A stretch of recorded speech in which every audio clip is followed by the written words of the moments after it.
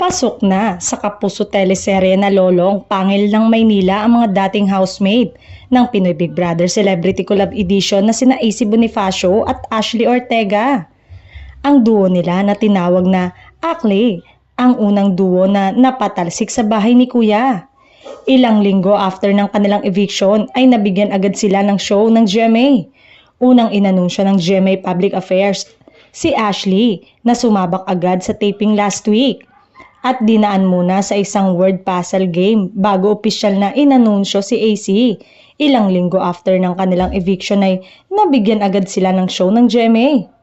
Unang inanunsyo ng GMA Public Affairs si Ashley nitong Lunes ay opisyal na ring inanunsyo ang pagsali ni AC sa nasabing serye kasabay ng kanyang first taping day.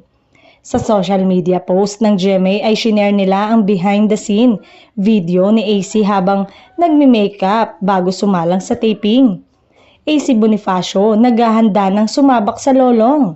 Say nila sa caption. Ang bongga nga ni AC dahil kahit isa siyang kapamilya ay nabigyan agad siya ng proyekto ng Kapuso Network.